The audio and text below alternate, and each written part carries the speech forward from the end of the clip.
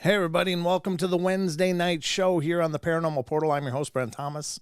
We've got a lot of things in store for you tonight. Unfortunately, it won't be a question of the week because, believe it or not, I forgot to ask a question this week for Wednesday night. So we'll hit it back on Friday again. But I do have something really special that I've been working on for a few days now, and I'm going to unveil it for all of you that are here for your viewing pleasure. So I hope you're ready. Buckle up. Hope this is worth the effort. You guys will have to let me know in the comments or in the chat what you guys think. But here we go. Here's the unveiling. Are you ready? Maybe I should wait. No? I don't know. Maybe I'll wait. All right, I'll wait. We'll do it pretty soon.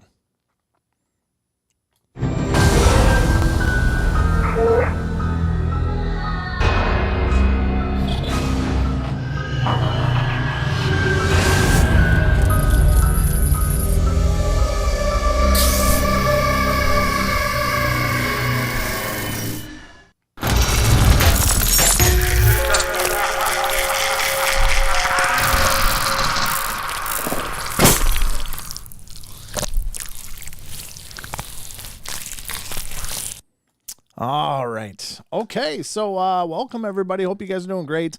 I'm going to wait a little bit for the unveiling because I looked up and there's like just a handful of people. There's more and more coming in, but I don't want to like unravel something or unwrap it because it's kind of like, I don't know, something I'm pretty pumped about, but hopefully all the effort was worth it. We'll get your guys' feedback when I unveil it in a little bit, probably after the news we'll unveil it or something, because I want to get your guys' honest take on it.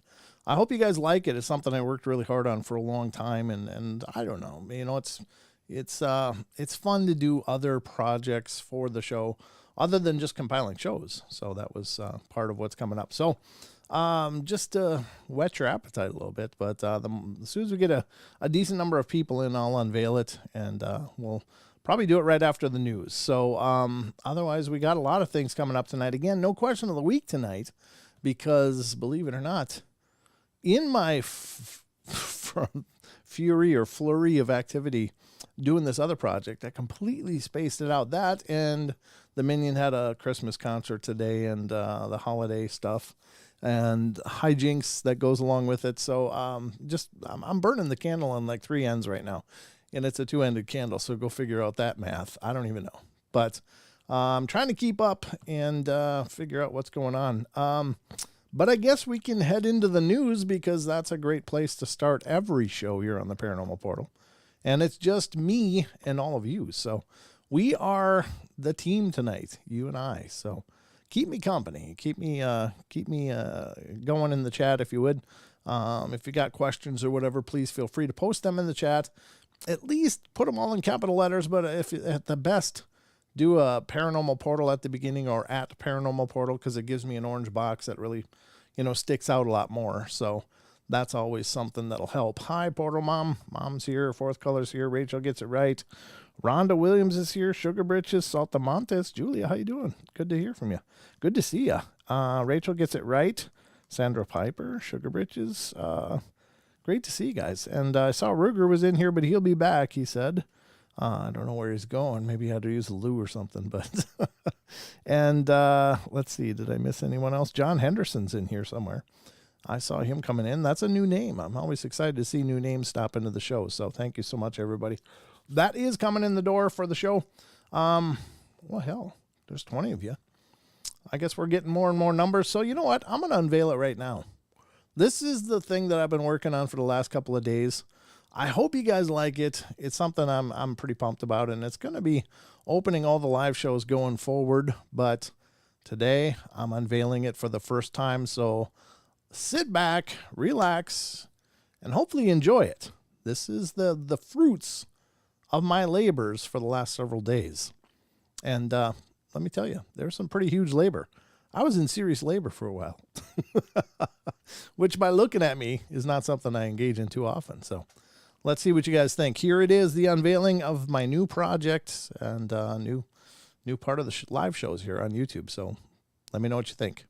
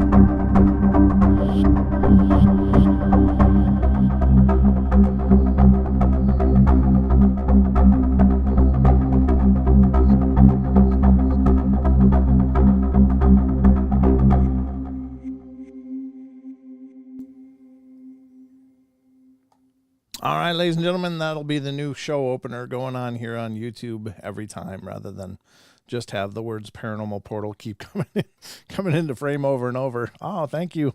Thank you, Fourth Color. Thank you, Rachel. I appreciate it. And Ruger, appreciate all your cool feedback just here and there. Thank you. I'm glad you guys liked it. Cool. Ron the Sage loves it to the moon and back. Thank you, Ron. And this isn't me patting myself on the back. Thank you, Sugar Britches. She loves it too. I'm glad you guys like it. I just want to keep bringing you guys the best show I can. And part of that is just trying to continue to, by substance, bring you the best show, but visually as well. You guys are staring at a screen. You're staring at me, and it's nice to have something new to see, I think. And, going forward, I'm going to be redoing any break videos and stuff, as I find time, but again, thank you, Rhonda. I appreciate that. Thank you so much. And thank you, Kirsten. Appreciate that. Wow. I seriously got chills. The dog came up and brushed up against me and I jumped. Awesome. Well, thank you guys. I appreciate that a bunch. It's just, I like to try to keep things fresh for you guys, because it's asking a lot for you guys to come back and watch the shows over and over and over. And, I think that's an incumbent upon me to give you something to come and see, as well as the material, which I hope is always good. And the conversation I hope is always good, but, visually you should be engaged as well. So I don't know. I'm going to probably do an abbreviated version of that as well, because it is over 2 minutes long. So I don't know if people want to continually watch 2 minutes of that video over and over and over, but I'll probably do an abbreviated version of it for, going forward after a while. But that's at least something new, and I was kind of excited to reveal that to you, to bring it to you tonight. So thank you for all the kind thoughts about it. It's a little long. It is. Yeah, it's it's the 2 minute intro. It is a little long. That's why I'm going to be doing an abbreviated version coming up, but I'm glad you think it's engaging. Cool. Thank you. But I was just, I don't know. Again, I like to do varied things, and that was my latest project. So Sugar Britches, it's perfect. Thank you. Well, I'm glad you think so. So speaking of perfect, let's get to some perfectly good news and find out what the hell's going on in the world around us. So buckle up. We're going in.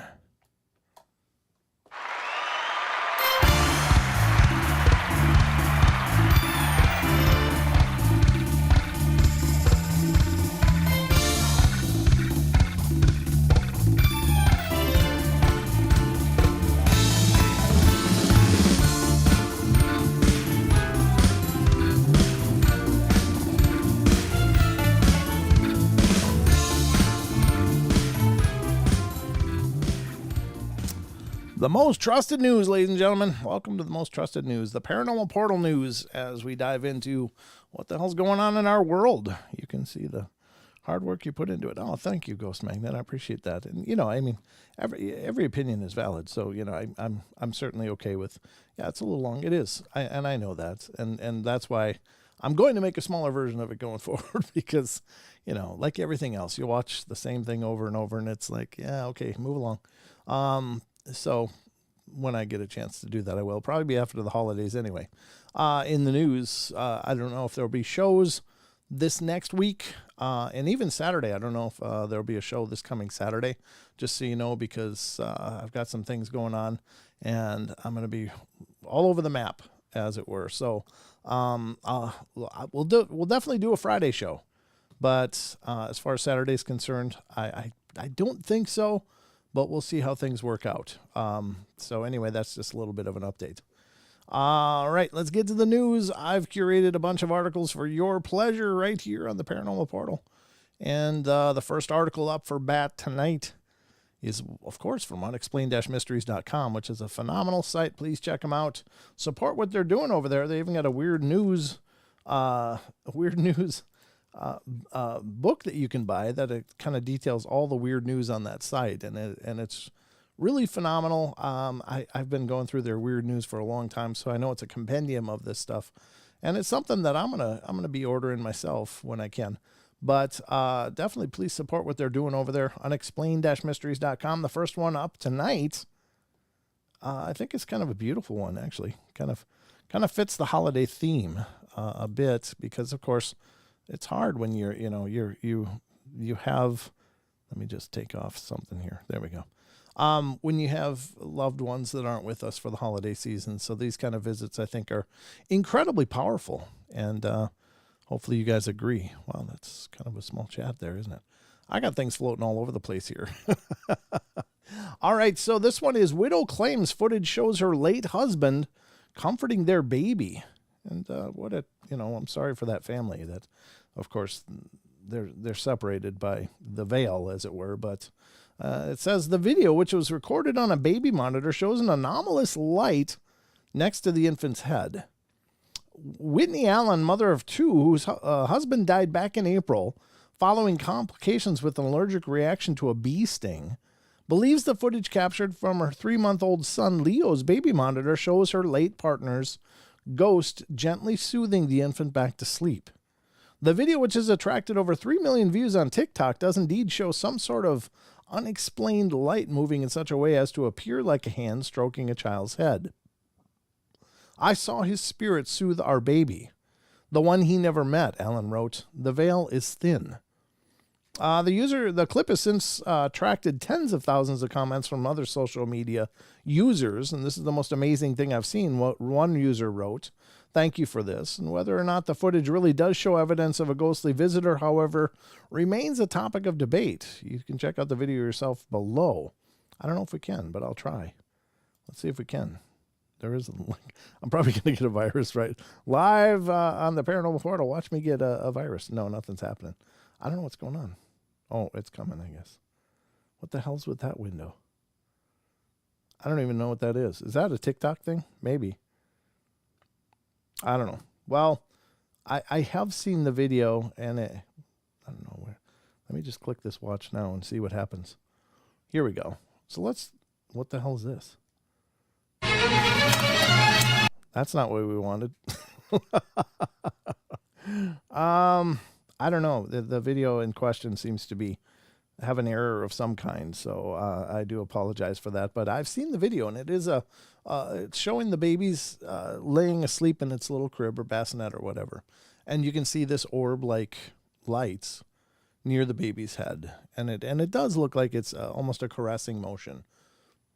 Is it? I don't know. Here's the thing. Orbs and especially on digital sensors can be incredibly mundane. There can be incredibly mundane explanations for them. And I understand people definitely have, and I believe me, I do too. We have a confirmation bias. Those of us that are believers, we want to see things like that because that's comforting. That's beautiful. And that's wonderful.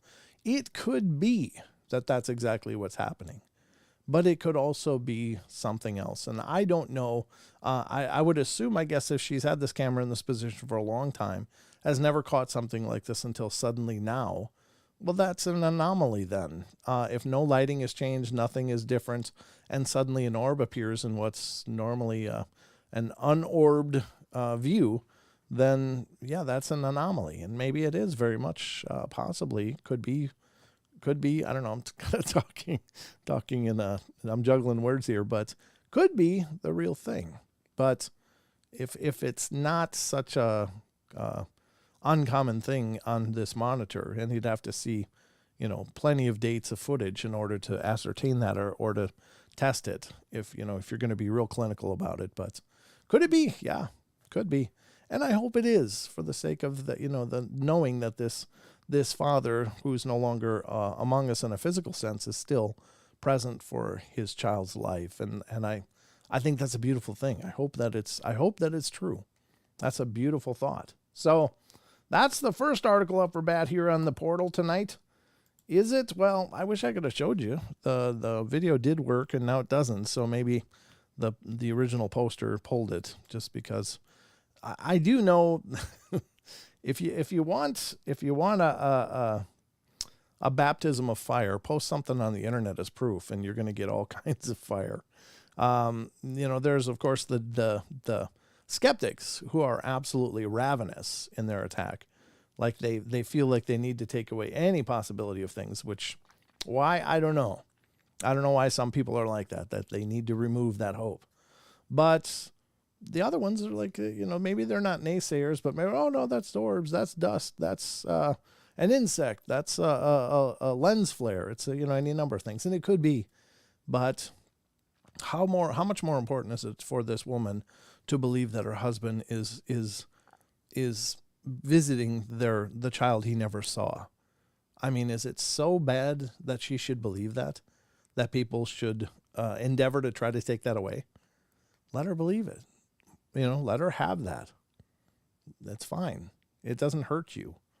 But when you post proof, you've got to be ready to take them on the chin too. And you're gonna, because there's going to be some people out there that are going to be, oh no, I can see the strings. Oh, fake. It's so fake. I can't get those 30 seconds of my life back. You get a ton of those. So the internet is this brutal place where you can get pummeled just for wanting to show people something incredible. So for whatever reason, I guess people have their reasons. So let's get to the next one. This one is kind of comes up and goes away. It doesn't ever stay really hot in the news cycles as far as paranormal news, but it does come up. And this, of course, speaking of the Bridgewater Triangle, as unexplained-mysteries.com dives into Mysteries Revisited, the Enigma of the Bridgewater Triangle by T.K. Randall, December 14th, which is today. High strangeness abounds in an alleged paranormal vortex found in the heart of southern Massachusetts. Sometimes referred to as America's Bermuda Triangle, the Bridgewater Triangle region was first defined by author Lauren Coleman, who documented Arlington, Rehoboth, and Freetown as the 3 points of the triangle. I don't know how to pronounce this. Rehoboth? I don't know. Rehoboth. Within these otherwise unassuming area has been countless reports of unexplained phenomena.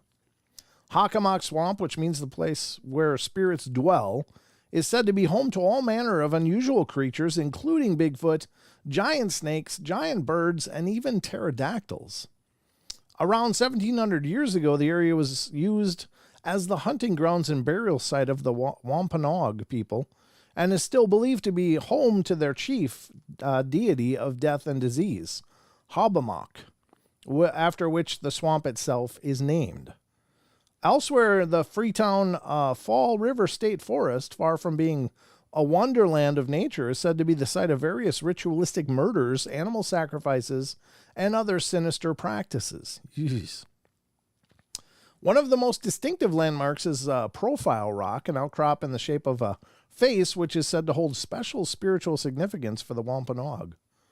The region itself is also known for countless UFO and fireball sightings, as well as tales of poltergeists, Native American curses, and much more. Another point of interest in West Bridgewater, the Solitude Stone, bears the inscription, "All ye who in future days walk by Nakatusset stream, love not him who hummed his lay cheerful on the parting beam, but the beauty that he wooed." Over the years, several suicide victims have been found near the vicinity of the stone. It has since become known as Suicide Stone. So it was Solitude Stone and now it's Suicide Stone. That's horrible. Huh. Well, whatever it is, you can watch more about the Bridgewater Triangle here, and I'll put a link in the chat if you guys want to check that out. Because, I can't just replay somebody's whole video if they've put it all together and such. But let me see, where the hell am I? There we go. I'll put a link in the description or in the chat if you guys want to check out the entire article or the video linked on the bottom, you can certainly do so. All right, let's get to the next one as the night burns on, and so does the news. And this one is also from unexplained-mysteries.com. And this one is the MH370 pilot deliberately crashed the plane, new evidence suggests. Oh, that's the Malaysia Airlines one. Wow. Oh, dear God. How would that be horrible? How horrible is that? It's like, what? A recently discovered piece of wreckage from the doomed airliner has shed new light on the mystery. Exactly what happened to Malaysia Airlines Flight 370 after it took off from Kuala Lumpur International Airport on March 8th, 2014, still remains one of the most enduring mysteries in aviation history. Numerous theories have arisen over the years, but by now it seems increasingly likely that the plane and its passengers were flown intentionally to their doom by its pilots for reasons unknown. Yeah, how do you make sense of that? Locating the wreckage, however, has proven almost impossible, with extensive search efforts conducted over several years, failing to locate the whereabouts of the plane. Last month, however, a section of the plane's landing gear door was found in the possession of some of Madagascar's fishermen, providing investigators with vital new clue to examine. An analysis has since indicated that the landing gear of flight MH370 was down as it hit the ocean, offering further evidence to suggest that the pilot had been deliberately trying to crash the plane. Under normal circumstances, if a pilot was forced to make an emergency landing on water, they would try to keep the landing gear up, as it would increase the chances of a controlled low-speed impact. With the landing gear down, the plane would have experienced a violent impact, and there would have been much greater chance that it would have broken into pieces upon hitting the water. The combination of high-speed impact designed to break up the aircraft and the extended landing gear designed to sink the aircraft as fast as possible both show a clear intent to hide the evidence of the crash, the researchers wrote. What the hell is that? The pilot's motives, however, continue to remain a complete mystery. Yeah, that's creepy. Again, here's the thing. If your life ever gets so heavy that you just can't stand it anymore, do your thing, but don't include other people in that. Don't make choices like that for other people. You have no right. Nobody has that right. That's so horrible if that's the case. Now, the alternative is, what if that's not really what happened? What if it's not the way it went down? Well, then this guy's memory is being absolutely hammered with for whatever reason. And I don't know, but I always wonder, because the only ones who know what happened are the people that were on that plane, and probably the people in the cockpit, most of all, the people on the plane. If it did indeed crash, which I guess if they found wreckage, it kind of did, then what really transpired there? What was the whole story? So I don't know. I mean, it's one thing to say, hey, the gear was down. What if the gear malfunctioned? What if the plane malfunctioned? The electronics malfunctioned? And this guy did everything he could to save him, but now he's viewed as this homicidal maniac that decided to take out a whole plane full of people. I really cringe at people coming to those kind of conclusions, because we don't know. Now, there are a lot of redundancies in commercial aircraft, so the possibility of it just being a faulty electronics and boom, the gear is down, maybe isn't real high, but it is a possibility. And to remove that and say, well, obviously the pilot lowered it and then took a nosedive. It's like, really? Well, if he really was just going to crash the plane and wanted it to sink fast, I guess nose down probably would be the quickest way to do that. It wouldn't be in trying to, I know what that noise was now. My cats are arguing out there. The cats are being a little spunky. So, but anyway, I always, I'm hesitant to ever buy onto, well, the gear was down, so obviously the pilot was trying to take everybody out. Well, that's a pretty aggressive statement to make without knowing. You haven't even recovered the black box. You can't hear what happened or what was recorded in that time. So don't release statements like this. That's really, I think irresponsible as hell. But that's my opinion. I don't get paid much for that, but you get it for free. You're welcome. All right, let's get to the next one, and this is another one from unexplained-mysteries.com. This article is, I don't know, this one's kind of curious. I don't know what this means, but again, I don't pretend to know much of anything. This is from unexplained-mysteries.com. U.S. set to reveal breakthrough in nuclear fusion energy. Is it cold fusion? I don't know what this means. So the U.S. Department of Energy is about to announce a major breakthrough in the hunt for limitless clean energy. Maybe it is then. Often seen as the holy grail of power generation, nuclear fusion is the same process that produces energy in the sun and works by fusing hydrogen nuclei together to create helium.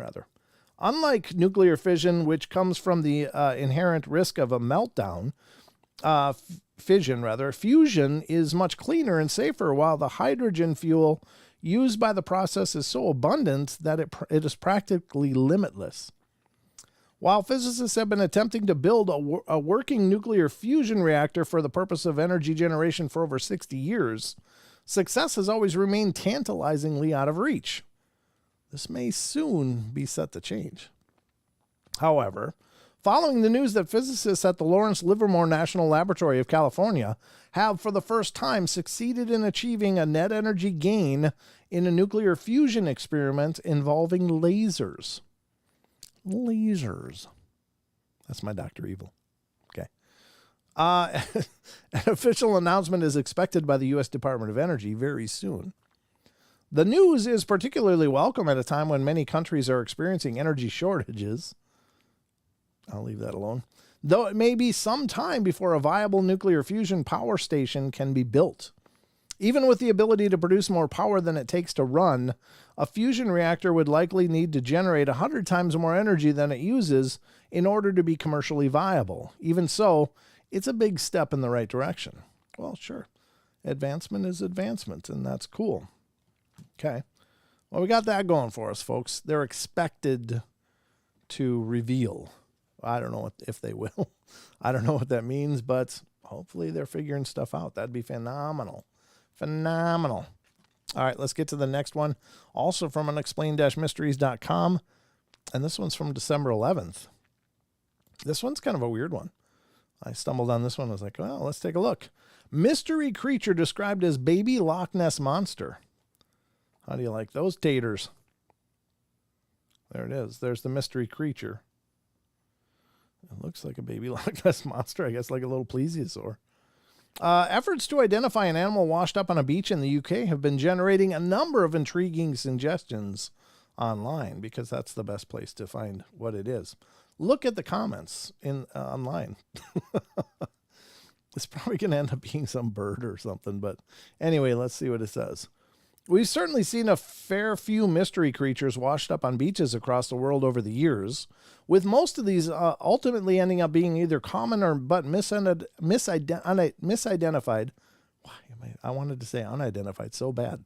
Sea animals or rarely seen animals that most people would be unable to recognize.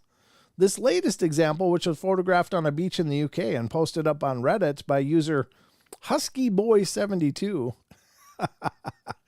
Yeah, it's old Husky Boys at it again. Has been generating some heated debate on social media in recent days. Found this on the beach the other day. Anyone know what it is? He wrote. The suggestions posted by other users were certainly intriguing, with some naming specific types of conventional wildlife, one even describing it as a baby Loch Ness monster. So that's the headline. One person said it. So that's the headline.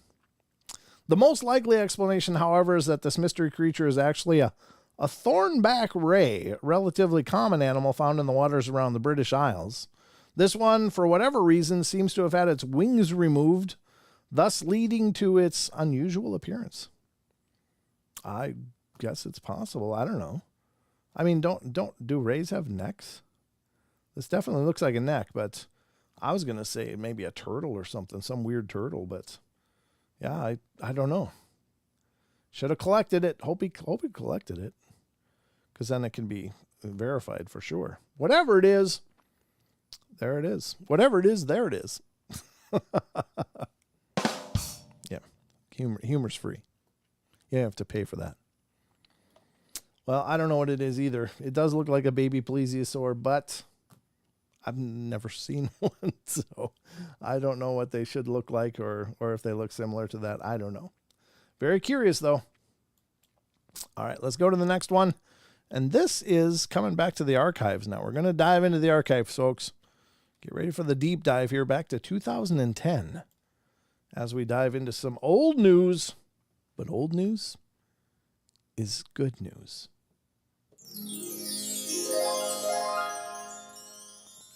Frenchman with no arms or legs set to swim the channel. I all right, I gotta be totally transparent here. I did pull this one up on purpose because I remember a joke when I was a kid, and it's kind of a mean joke. So forgive me, but it's just stupid kid humor. There was these jokes that went around back when I was young, and it was, what do you call a man with no arms and no legs on a wall? And it would be Art. What do you call a man with no arms and no legs on the floor? Matt. And what do you call a man with no arms and no legs swimming? Bob. Yeah, I know. I should have just not pulled it up, but there we are. Philip Coyson will attempt a world record by being the first person with no arms or legs to swim the English Channel. Using a specifically designed swimsuit with flippers connected to his limbs and a snorkel that runs up between his eyes, he will attempt to swim the 22-mile stretch of water that separates England and France. A Frenchman who lost his arms and legs in a freak accident is preparing to swim across the English Channel. Philip Coyson will instantly earn himself a place in the record books if his 22 miles crossing the Folkestone, Kent to Cap Gris-Nez near Calais is successful. Well, I hope he did it. I mean, that's amazing, no doubt. I have such admiration for people that can face such extraordinary adversity and never give up. They never give up. They still continue forward. And it's such an amazingly strong and brave thing. I mean, it's just, they are such amazing people. You know, people that face such incredible,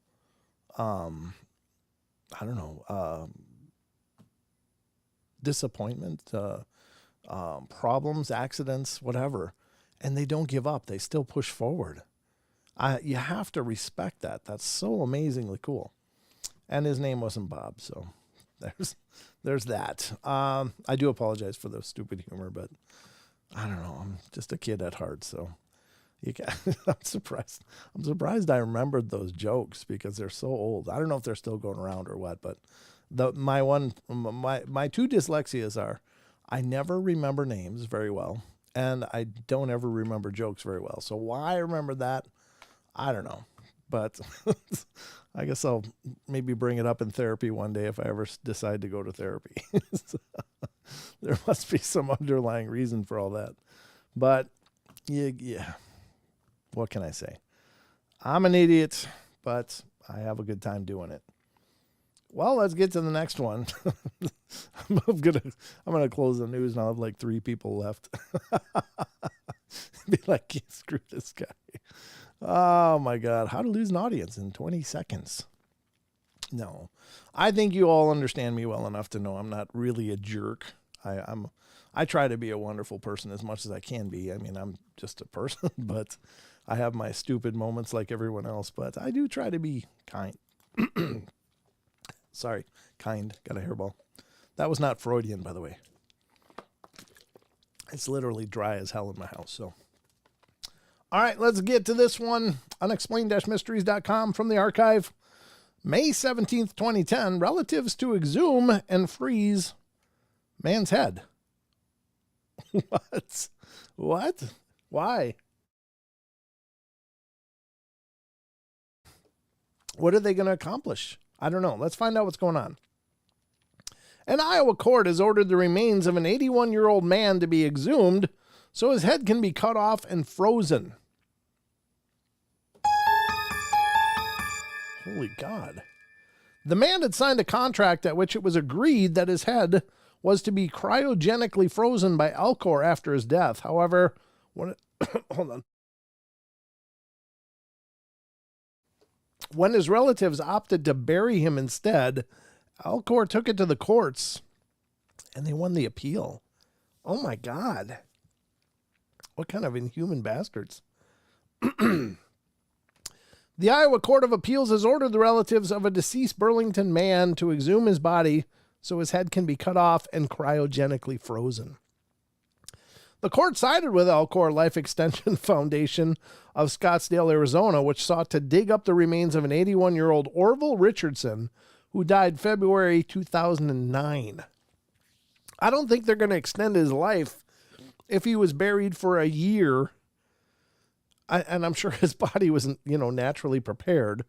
So what? Do they just want some billable hours here, or what's going on? That is absolutely insane. I don't know if that company's still in business or not, but that is sick. That is absolutely sick. Obviously, he was prepared for burial. He was buried and lied in burial for a year. What do you think you're going to just...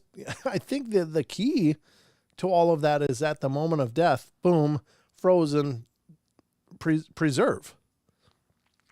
In the hopes of one day reanimating or reawakening the person. I don't know. That is some weird stuff. Who runs that? Vampires? What the hell is that? That's crazy. Who the hell would take that to court? Oh, that is disturbing. That is absolutely disturbing. Yeah. So, word to the wise, don't make any arrangements to have your head cryogenically frozen until you talk to your family. You might want to get everyone on board with this, because what a horrible thing. I mean, they're going to dig up his corpse, cut off the head, and then freeze it? I don't know. That's weird. That's like really twisted. All right, we got one more. This is the last one on the news festival for tonight. And this is also from the archives, ladies and gentlemen, from New Zealand, as a matter of fact. This is a strange one. I don't know how this ever turned out. I don't know what happened, but it was too much of a headline for me to pass up. So, let's dive into it. Unexplained-mysteries.com from 2010, May 7th. New Zealand man attacked by vampires. Apparently they're out there, folks. Be careful. Carry some garlic or something. I'm not sure what works, but a man in New Zealand has been attacked in the dark by 3 vampires, it's in quotes, who bit him and drank his blood. 2 of the individuals were released on bail, while the third is still at large and a warrant has been issued for his arrest. The victim passed out after the attack, which occurred at Mount Victoria near the capital, Wellington. Details of the bizarre late-night incident on Mount Victoria, an unlit beauty spot that overlooks the capital, Wellington, emerged after 2 people appeared in court, jointly charged with wounding with intent to render a man unconscious. Well, I don't know what they were going for here, but oh my God, that's so twisted. I don't know if they were going for the unconscious thing or for the let's get immortal thing, but yeah, that's twisted. That's sick. So, ladies and gentlemen, this has been a presentation of the Paranormal Portal News. Do you see why I do this? Do you see now why I so love doing the news?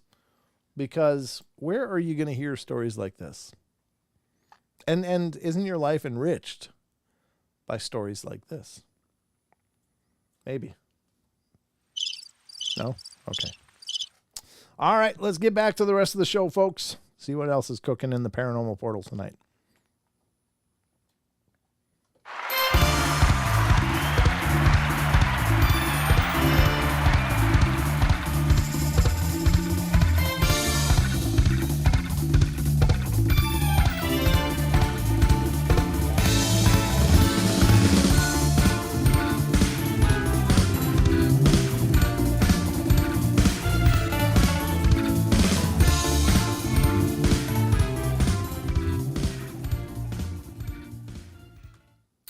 All right. No, I'm not tuned out from the chat, Android. It's just I can only do about. I'd love to be a multitasker. I really would, but I'm a monotasker, and so I try to monotask very well, and so I see it now. In fairness, what he says, it's that what the guy wanted, the company was simply keeping his wishes. Well, yeah, but it's not viable. It's what he wanted was to be brought back and healed, maybe de-aged or something, but his body laid in the ground for like up to a year. It was already prepared, and by preparation, I'm sure that means embalming. But even if it didn't, like for some reason, maybe religiously they don't embalm, well, still, it's the organs, everything is no longer viable to reconstitute life if that technology would ever become available. So I hear what you're saying, and I don't disagree with you, but I would think that that their objective would be to try to, do it at the time of death. And if they couldn't, well, maybe take a settlement for breach of contract or something. But why dig up the guy's body and then do his head? It's like, oh, all right. Just info arsonist.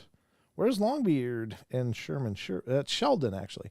But Don couldn't be here tonight. He had some work conflicts going on that's he had to take care of, and so he had to cover. Android says, true, they should have filed the suit to stop the burial. Yeah, exactly. They dropped the ball. Maybe they weren't made aware of it or something, and that's why the suit took place so much later. But it still, I mean, they could have probably done a punitive damage or a breach of contract kind of thing and got some monetary compensation. But to actually dig up the guy is just macabre as hell. So anyway, yeah. Yep. Yeah, Ruger says, so arrogant to think his head would be important in the future. I think my head will be important in the future, but I don't want it frozen. I'm just recording all of me on YouTube for all time because I'm sure the Google overlords will keep the YouTubes running for millennia. So people will always be able to come visit the Paranormal Portal. And maybe I'll haunt them later. I might. You never know. I don't know what the next thing is like. Hello, Mr. B. Hoggle. Good to see you. Thank you. Good to see you.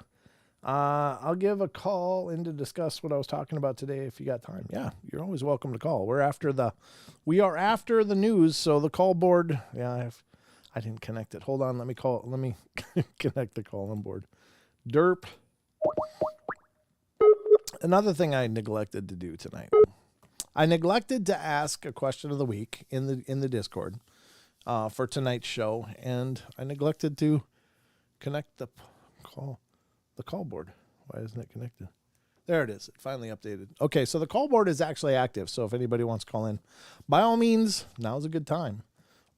We got a lot more to get to, of course, but I'd rather talk to you guys, actually. So if anybody wants to call in, do so. The number is right below my head, right below my not frozen head. Although sometimes you might disagree with that. Depending on how much time you spend with me, you might swear my head's frozen sometimes. But I'm here.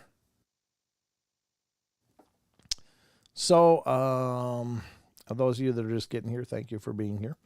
It's always a rare pleasure to see so many new faces and so many of the regulars that are here on the portal. I really appreciate it. But if you want to call in Android, do so now. This would be great. In the meantime, we're going to get to some other stuff. Again, I can't do the Discord question of the week, but what I will do is I'll say that usually when I'm on my A game, which is obviously not tonight, we have a question that we will post before every live show, except for tonight, where it's a paranormal related question, and it's just to see what our Discord community has to say about it. Now, if you're not already a member of the Discord community, I put a link in the YouTube chat so you can become a member if you choose. If you have Discord and wouldn't mind, we have a really cool community over there. Let me put it up on screen. Let me first put this down. All right, so here is the Discord community. I'm going to drag my picture over. I had it over for Deb. I'm going to put me there. And you can see that this is our Discord community for the Paranormal Portal. We have news, donations, rules, admin mods. The Discord tutorials are here. If you're new to Discord and you're not really sure what you're doing, click this, and this will show you some beginner's tutorials that'll walk you through how to use Discord, in case you're not aware of it. Here's the questions of the week, and this was our last one. As you can see, we got a lot of great feedback on it. Thank you guys for everybody. This is a general chat area where I posted, wow, forgot to ask a question for tonight, derp. Then this is a Bigfoot group or a thread. This is a Dogman thread. And you can see there's lots of videos and stuff people have posted. And, great to check out. You don't have to be a believer in any of this, but it's just some great information out there if you're interested in these different topic areas. Like the fourth color's been a really good poster, ZX81V2. They've been posting like crazy in there and put up a lot of great stuff. Here's a ghost thread, and a lot of different ghost channels get posted here. I posted the Mindseed TV, and you can see fourth color's been over here, as is ZX81V2. UFO is here. And again, lots of great stuff. And these threads go up and up and up and up. I mean, there's so much here. There's even a music one, which is pretty cool. And you can check out people's, musics that they're listening to or stuff. And then there's the strange phenomena one. So there's also voice channels in here. If anybody wants to voice chat with each other, you certainly can do that as well. I've never seen those used, but they are available. Oh, how you doing, Evil Eagle? Just joined, so I'm going to say hi. How you doing? Live on the air. Just gave him a hello. So good to see you, Legal Eagle 13, or Evil Eagle, rather, not Legal Eagle. Evil Eagle, as opposed to uneval eagles, I guess. So those are some options there. I don't have a question to ask tonight, so I do apologize again. I don't know how I forgot about it, but I was just so busy doing the video thing that I kind of get lost in it because I'm not a video editor. Like, I'm not practiced enough to be an editor. I can edit video. I can edit pictures. I can do a lot of different things, but I'm not any one of those things. I just like dabbling with it. So it takes a lot of experimentation, a lot of playing around, and I have fun with it. But, obviously my workflow is pretty sluggish. So we do want to get into some articles here, but we do have a call, and this is Android. Let's get him on the horn and see what's going on. Mr. Android, are you there? Yep, I'm here. How's it going, brother? I'm doing good, man. How you been?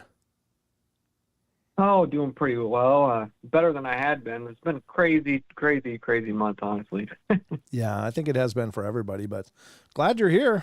Oh, Opal Dementia, good to see you. Yeah, thanks, man. Opal Dementia just popped in. Yeah, so I finally get to catch the early show. I usually chime in the last hour. Past a few weeks I've been busy and everything, but I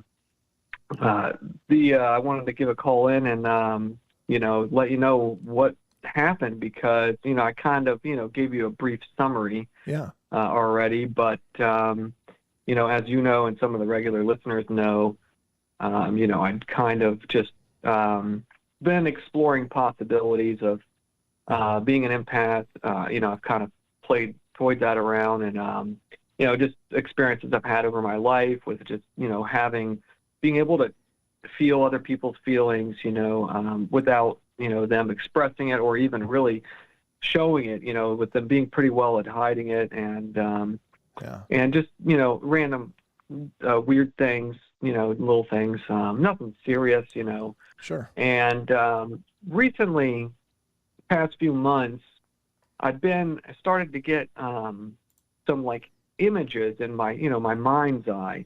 Mm-hmm. And just totally random, I'm not thinking about anything. Usually it would happen when, laying in bed at night, laying there and just trying to clear my mind, go to sleep. And then, just a random image would pop in my mind. And, I didn't write any of them down, but it would just be something random. Like, I don't know, I saw half of a tree and it was like out of frame or something, I don't know what that means. It's just random. It just popped in my head. Right. And then I could see it in detail or kind of, yeah. Or just random stuff like that. And, I just thought, I don't know. Who knows, right? Right. Maybe I'm just tired. Maybe it's something, right? Who knows? And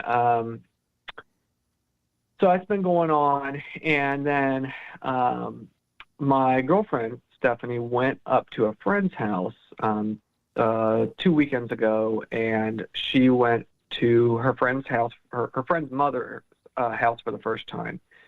And she came back home, and she came back and was telling me about her trip. And she told me, oh, you wouldn't believe her mother's house is really old, historic. It's beautiful. It's gorgeous. It's in really great shape. And this is up in Pennsylvania, not just maybe an hour and a half drive from our house. And and she's just telling me, and I got to meet her mom, and all this, just tell me about the house. And she's like, upstairs, her bedroom that she grew up in had like vaulted ceilings, and it was really neat, and just stuff like that. And while she was telling me this stuff, I kind of got this image in my mind.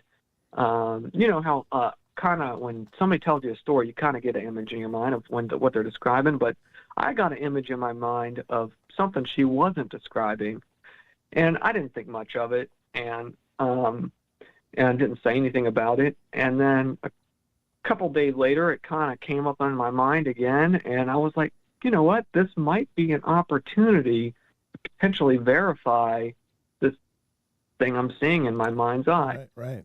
So I went and asked her. I said, when you got there, what I was seeing was I was seeing a lady sitting in a chair in like a very old, historic home, like a dining room or a living room area or family room area, on the first level of the floor. And she had some sort of material in her hands, and she was doing something with that material. And that's all I really saw.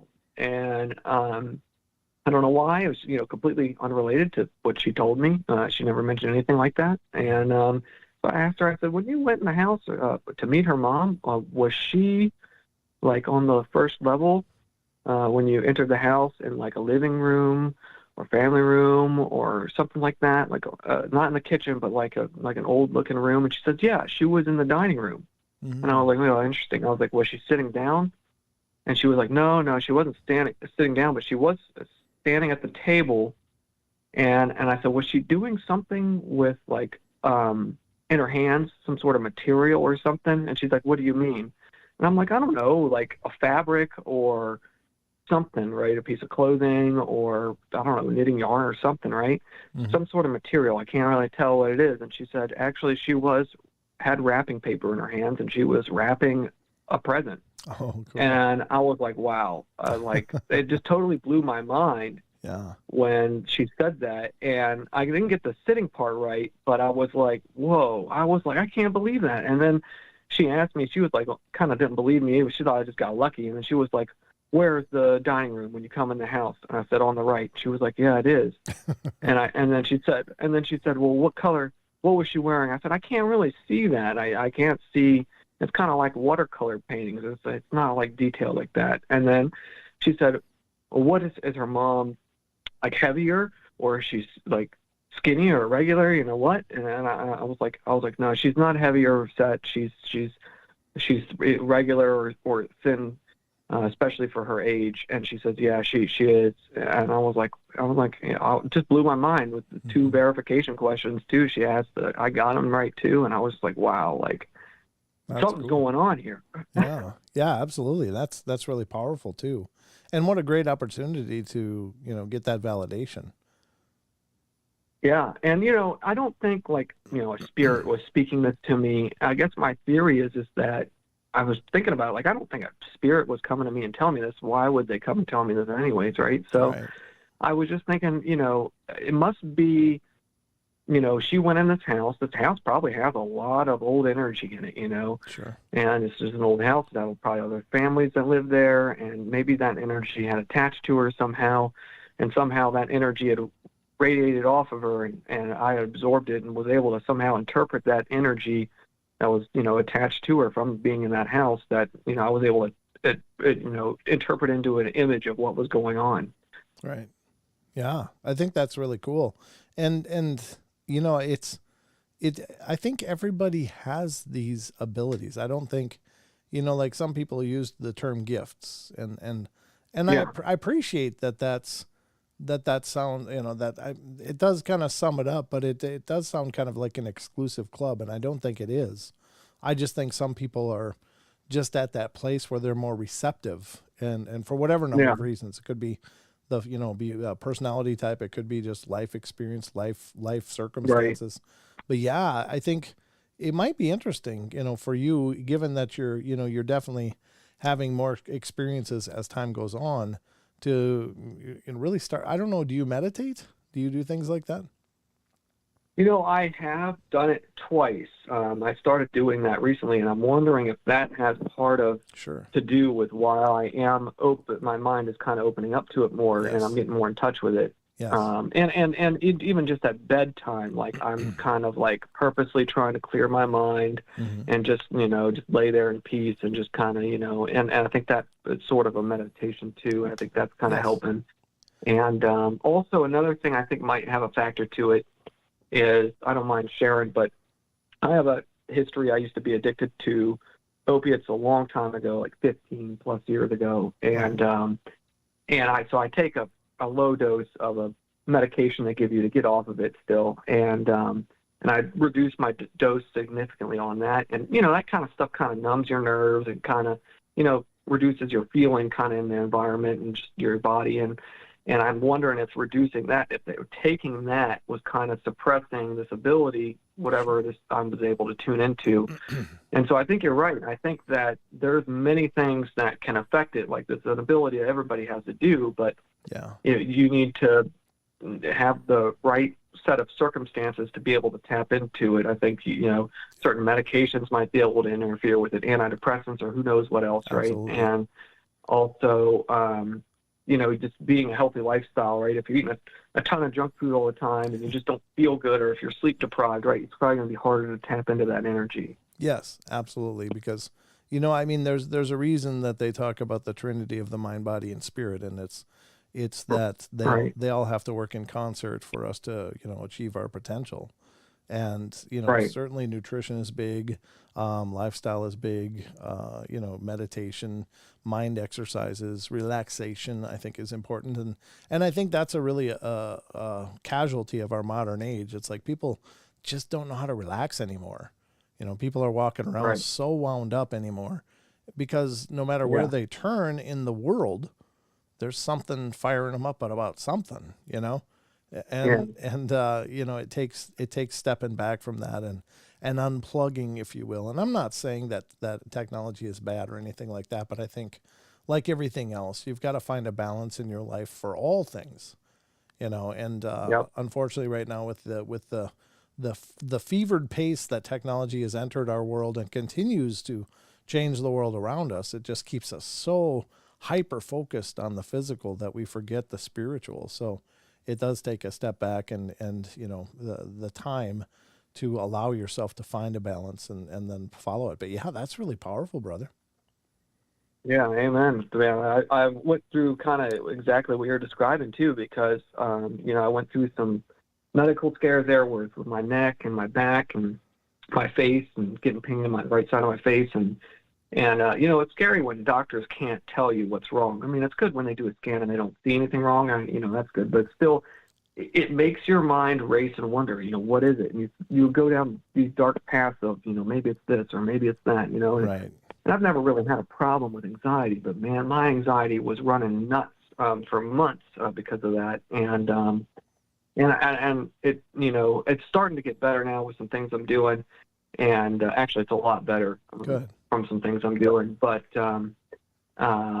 and it's amazing how much that anxiety was wrecking my life, and just trying to keep calm and meditate and think positively. It really makes a huge difference. And you're right. The whole world seems like a lot of people in the world are just always looking for the next thing to be outraged about. Yeah, or even to be entertained by. And it's like, we're such a overstimulated people now that, we've forgotten ourselves. We just are totally hyper focused on what's going on around us and not at all or very little on what's going on within us.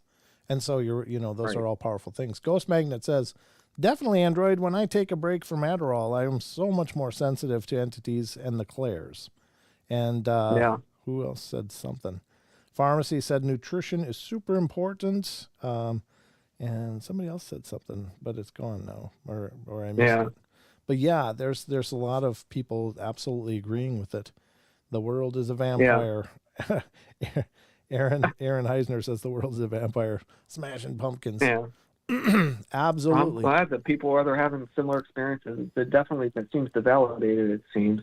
Yeah, I would suggest, I know Deb talks constantly about meditation. It was key in her working to develop her ability, and certainly it's a time-tested tradition to meditate in order to find your center and to make that alignment happen between the mind, body, and spirit, because it's all empathy, psychic awareness, talking to spirits. It's all a manner of channeling, because there's a universal energy, and we're the conduit for it. So if part of our conduit is broken or corrupted or just degraded, we have to build it back up. Yeah. So very cool. Absolutely, brother. You're absolutely right. I appreciate you letting me call in and share it. I really do appreciate it. Yeah, I love hearing from you, brother. Thanks for calling in and sharing your experiences, and thanks for being part of the show, man. Good to hear from you. Yeah, you too, man. Have a good night. All right, good night. All right. Very cool. Yeah, I think that's very powerful. Very powerful. Aaron Heisner says, good catch. I do watch the chats, especially when people are calling in, because I know you guys want to be part of the conversation as well. So I think that's awesome. But I love it when you guys call in and share these things, because sure, I mean, nothing's more powerful than personal experience. Nothing is more powerful than it, or very little. I'm going to have to, look at the clock and see where we're at here. God, it's already 8. What the hell happened, folks? We're an hour into this journey already. How did that happen? Had something in my mouth. I got better. All right, let's continue on here. We're gonna head to an article that I was pulling up before. Thank you for calling in, Android. We got another call. Ooh, I think this might be the farm, but let's see. Is the farm calling in? Let's see. All right, this is area code 845. You're on the air. Yeah, it's the farm. How you doing, Brent? All right, I know my numbers. I know my geography for the portal audience. How you doing, brother? I'm good, man. You've got me memorized or mesmerized. I'm not sure which. Well, I remember you for sure, so I'm memorized you, but I hope you're mesmerized. I am, and I love your new intro video. That's awesome. Oh, thanks, brother. I appreciate that. That was a lot of work, but I had a lot of fun doing it, so I can't wait to do more of them, but it's just all about time. But yeah, what's on your mind tonight? Yeah, I can tell that was a lot of work. I just wanted to share a little bit of experience that you just mentioned, actually. Please. My health had crashed. I was not eating well. I went through a lot of stressful period, as you know. Mm-hmm. And I actually had loose teeth. I got bit by a spider back in June. My foot was all messed up. And I finally switched back and started eating super clean and super healthy. I cut sugar and carbs out. I went to a healthy keto diet. I started supplementing some stuff, and I went from feeling really horrible, sore, in pain every day, to now I'm no longer in pain. I've healed up all of those things and more, and I have all my energy back. So I just wanted to make that point to people that nutrition is super important. Yeah, absolutely. And it takes a dedicated, continuous effort to do it, too. It's not easy, but it pays off big time, long term. I think they say it takes 90 days to establish a habit. Is that right? Yeah, I believe that's correct. And I would say it probably took 90 days before this really switched over and I started to really see results. So, yeah. Yeah, and you've been on the show before talking about nutrition, talking about, living holistically and energetically and such. But do you have any more input about that as far as the balance and finding the balance for those things? How can people get started? What is a good way for somebody, let's say you got a terrible lifestyle, eating a lot of fast food, not really taking good care of yourself, not very good sleep cycles. What's the best first step, would you say, Farm, in establishing a healthier lifestyle? Is it supplements? Is it something else? What do you think? Well, I mean, really, let's start with just a good diet, right? So it's like, cut out the carbs and the starches and sugars and switch over to fats and vegetables and that sort of stuff. Honestly, as much as I know, I still don't know enough regarding human health. And I found this YouTube channel, a guy named Dr. Berg, and his videos are just so spot on and they align with everything else I know. Mm-hmm. And he's actually the guy whose videos helped me get back to the health that I'm at. So I would say check out Dr. Berg and a healthy keto diet. And from there, you can figure out what things are wrong with you, what root cause deficiencies lie behind those, and how to address them. He's really good at that stuff. So I would say start there, honestly. Okay.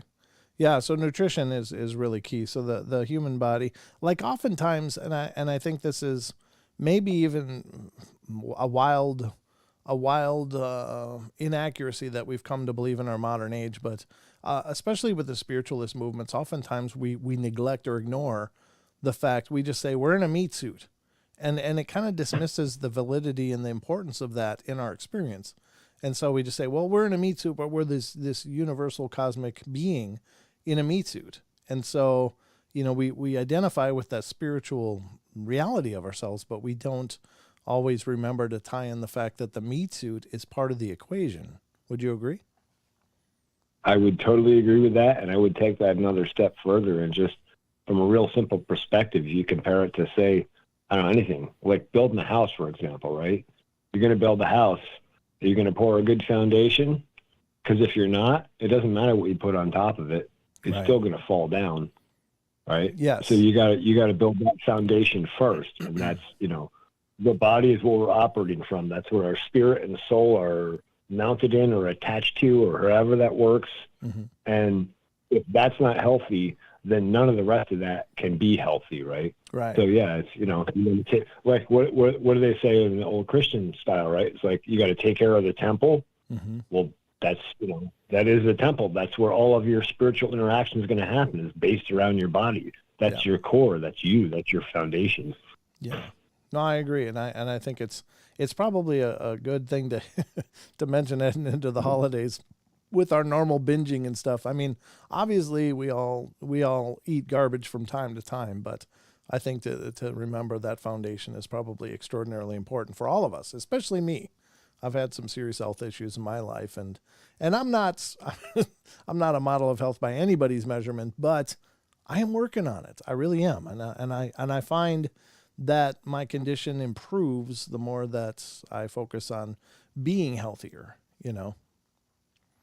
Yeah, absolutely. Absolutely. And that's the other thing I was going to say, you start out, pick one thing that you want to do to improve it, one thing you're going to cut out, and one thing you're going to do in a positive direction to help. Mm-hmm. Do that. Start doing that every day religiously. Make yourself do it. Like when I come home from work, I have a vitamin C drink for liver cleansing and trace minerals and all that kind of stuff. And all it is it's like a veggie powder, like Athletic Greens. It's Dr. Berg's version. Mm-hmm. It's half a lemon, a whole organic lemon, peel on it, and a cup of blueberries. I stick that in a blender. I blend that up and I drink it. Do I like the taste of it? It could definitely be better. But, I know what that's doing for my body, and I spend, the 10 minutes it takes me to sip that down, and I just tolerate it, Yeah. And that's, it's about disciplining yourself enough to get yourself in a direction where that discipline starts to pay off. Mm-hmm. And then that's exciting because now you're getting results. Sure. And then that gives you more motivation to keep disciplining yourself more and to expand that. Yeah. Very cool. Yeah, brother, I appreciate it. And thanks for sharing your insights, and by all means, call in when you want. Sounds good, man. All right, brother. Have Keep a up good a great show, again. All right. Thanks, man. I appreciate it. Take care. Thanks, Brent. Bye. All right, ladies and gentlemen, that was the Pharmacy Seeds Network, who's been a guest on the show several times in the past, actually. And here's to your health. That's one of the things. Speaking of health, my beverage from the time I woke up until the time I went to bed and all day in between. Used to be Coca-Cola. Now Coca-Cola, let the record show, is still the nectar of the gods. However, I'm being punished by the gods. My body decided it's doesn't appreciate that nectar as much anymore. So I've now drink water. And yeah, I think it was a good choice for me. It was a good call. And it certainly helped. But yeah, we got to make good choices. It's not just about the spirits. It's about the body and the mind. Part of the mind is happening here just because you're on the portal, ladies and gentlemen. Trying to feed your mind with all these possibilities. Speaking of which, let's get into an article. And this is one that I find it kind of interesting. I have not read this prior to this, so we're going to read it together. I never really read too much prior to the shows because, I like to talk about these articles as we read them and discuss them. But this is one from a website called How and Whys. And this is a site we visit from time to time here on the show. And they do a hell of a job. They got a great archive of a lot of incredible UFO and unexplained kind of stuff going on there. And this is one, you may recognize the face once we get into the article, because I think he was on the TV show that was on the History Channel, UFO Hunters. I think it was with Bill Burns and this gentleman. But the claim is, well, it's a pretty aggressive claim. And I don't know how he arrived at this number. Perhaps he's privy to information that I couldn't possibly be. But it does seem like a pretty grandiose statement. I do want to apologize too. Who was it that I told? It was Demetria. It was Opal Demetria. And I said, I think I said dementia. And I'm sorry, Opal, if you're out there still listening. Android says, anyone trying to kick a soda habit, try a soda called Poppy. It's all natural, low sugar, no artificial sweeteners. Tastes pretty good, too. And they're on Amazon. Okay. Yeah. We are not commercially affiliated with them, of course, but yeah, if it's a healthier alternative, it's a good place to start. So I think, that's just it. We always think we got to just cold turkey everything. But if you're one of those people that are disciplined enough to, make transitions slowly, then maybe you can do it. I'm kind of a cold turkey guy. It's like either all or nothing. And I do still drink a Coke every once in a while, like maybe one a week, but generally speaking, I'll go weeks without one, and I don't miss it as much anymore. I do need my coffee in the morning though. But actually, coffee's healthy, that's what I heard. Not like I'm a health spokesman, but that's what I heard. All right, so here is an article that I was talking about, Hows and Whys. Ex-CIA agent claimed that aliens kidnap more than 1 million people every year. What? How? That's an incredible claim to make, considering this is worldwide, I imagine, but. I guess with billions and billions of people on the planet, maybe 1 million isn't a lot, but that's still a lot. Okay, let's see what he says. A former CIA agent named Daryl Sims had investigated more than 2,000 alien abduction cases in his 38-year career. Being a CIA agent, he had access to some classified information, which he decided to share with the public. Ooh, that's a risky thing. The ex-CIA officer has also an interest in ufology and investigated many cases that are associated with the abduction of people by alien representatives. Sims warned that most aliens are aggressive creatures, so we should try to be wary of them. Maybe. Not much you can do, I don't think. If they decide to vacuum you up, you're just going to have to go for the ride because, I don't know. I mean, I'm sure they know more than we do. For the past several decades, supporters of the existence of extraterrestrial civilizations have been saying that representatives of alien civilizations have long been kidnapping people in order to conduct experiments. In an interview with the YouTube channel UAMN TV, the video was deleted later, Sims claimed that he knows 7 types of humanoids, among which there are grays and creatures that, according to their external data, are very similar to humans. Moreover, Daryl claims that some of the aliens were created on our planet with human DNA. So are those hybrids, I imagine? Okay. The researcher of extraterrestrial civilizations said that some people, after being abducted, enthusiastically speak of their experiences and talk about the incredible technologies of extraterrestrial races. Quite often, such people do not even realize that they have been inspired by the positive aspects of meeting with aliens, so they are unable to speak the truth. Oh, okay. There's also people who've had their memory erased, so they can't remember that they were abducted and carried out various experiments. Yeah, I think that's one of those things that's, sure you want to know? I mean, are you sure? Let's say it was really an ugly experience. Do you want to remember that? I don't know. Sims claimed to have known more than 2,000 cases of abduction of people by aliens, but he was sure that about 1 million people are abducted every year. Jeez. The ufologist also spoke about his personal experience of abduction by aliens when he was only 4 years old. According to Sims, the aliens tried to alter his childhood memories, making him believe that he saw a clown and trying to make him forget about the meeting with the abduction. No speech or communication of any time comes from this thing, whatever it is, he wrote in his blog. And that's the whole article. Well, this is the guy right here, and he was on I think it was UFO Hunters or something like that, with Bill Burns and a few other people, and some of the things that they allegedly uncovered on there I thought were pretty interesting. But again, 1 million people, that's a lot of sampling. I mean, what are they looking for, do you suppose? I don't know. That is a curiosity for sure.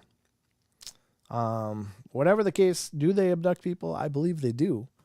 I'm not sure what's going on. If there's some reason that they do it, are they, some distant relative of ours trying to rediscover their fertility, as some people suggest? Are they a future version of us trying to rediscover fertility, or just here to study their distant past, if they're time travelers of some kind, or are they just curious? Are they just trying to produce a race of themselves that can survive on our planet? Hell, I mean, perhaps if they create new bodies, they can just shoot their consciousness over. Maybe they have that kind of a scientific knowledge or technological knowledge of how to do that. I don't know. If we, considering we are an avatar of sorts, I guess, for our little section of the divine being. And so I don't know if they are or not, but that's kind of what I think. And maybe there's a way to just change that circuit so that your focus of that divine mind comes to a different body. I don't know. God only knows what the hell's going on here. All we can do is speculate wildly from the outside because it's anybody's guess. It's just anybody's guess. But the whole hybrid thing is kind of weird. It's kind of creepy. Maybe they're just trying to blend in. Maybe they just want to hang out. Maybe they don't have a home, and so they're trying to make this their home. But maybe because their home was different enough, they need to adapt themselves to be here. I mean, it might just be maybe not so nefarious. I don't know. The whole abduction thing is such a bag of possibilities, and some of the possibilities are absolutely terrifying and horrible, of course. But again, here I don't know if they were truly nefarious. And again, there's lots of ideas, and I'm not saying there's only one intelligence. There's probably several, and maybe they have to work with each other as they're here investigating this version of life and the development of life. But so maybe they can't just go, well, we're going to be your new gods and we're going to take over and you're just going to have to deal with it.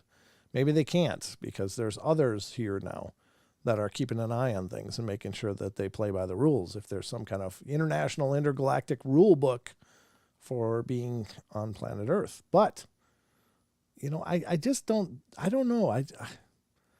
I would hope, I guess, and maybe it's me being naive, but if a civilization is perhaps millions of years advanced to us, that means they probably, well, hopefully, had gone through quite a learning curve on their journey through their technological leaps, and have maybe come to a more holistic way of living, and aren't just trying to conquer and rule. Perhaps they're not as archaic in their thinking as we are in that regard. I would hope not anyway. But again, it's maybe a romanticized version. Well, we don't know. We just don't know, and they don't seem to be interested in telling us. And if they did tell us, and if they are telling us, let's say through, plumbers or whatever that happen to, start channeling them from other star systems or whatever else is going on, or, claims people make. And I'm not making fun of that. I'm just saying, I don't know if there's any legitimacy to that or not. It's a very strange idea. But would you believe what they told you? I guess that's the other part of it. So let's say hey, we come in peace. We're here to help. Are they for sure? Hell, I don't know. I don't even know what they are. I don't know what they're doing here. I don't know why they're here. I don't know what they're up to, but I'd like to believe that perhaps they're not quite as, feudalistic as we use. Cause of course we have a tendency to humanize everything we observe. The animals. Go up and pet the bison. I gave it some grass, so it must know I'm a friend. And then the bison, throws you over its back and, stomps on you. Well, geez, that didn't work out so well. But we humanize things. It's in our nature. Or look at the bear, he's so cute, he's waving at the car, he wants a snack. Open the window. Oh, look at the tigers, or the lions, they're just laying there. They're so tired in the hot sun. Let's get out and take pictures. It's like, no. I mean, we do have a tendency to humanize everything we observe because we have that desire for that to be the case, maybe.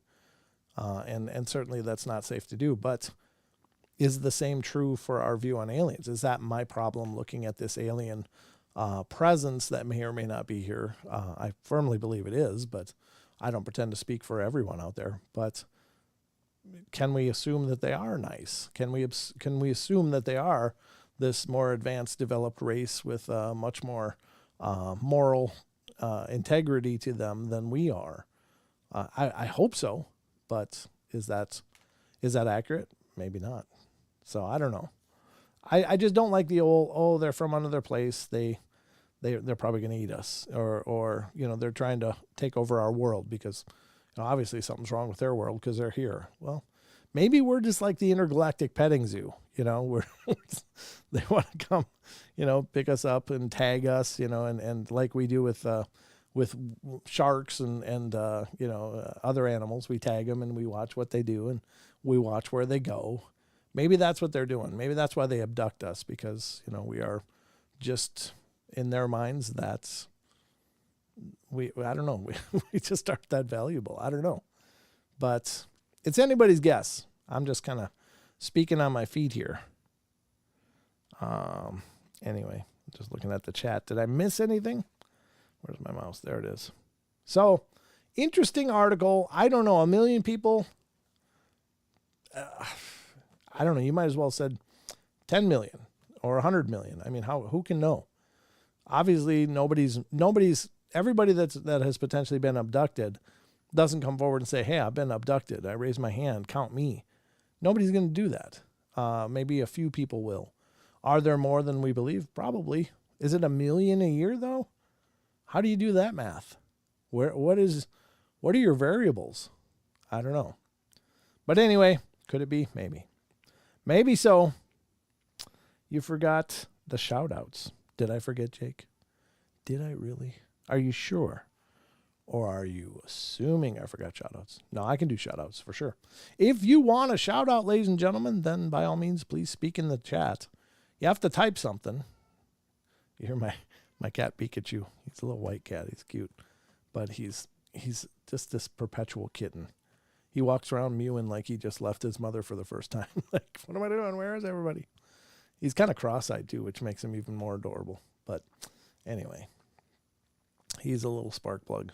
All right, let's check out. Yeah, his name's Pikachu. He was named Poseidon, but my 7-year-old son named him Pikachu instead, which Poseidon was kind of cool, but he didn't even know his own name. He was a feral cat that was brought into a shelter, so we brought him home, and he was we almost mailed him back a few times. Believe me, it's not easy to take in a feral cat because they don't know about stuff and rules and things like that. So All right, let's see who's here.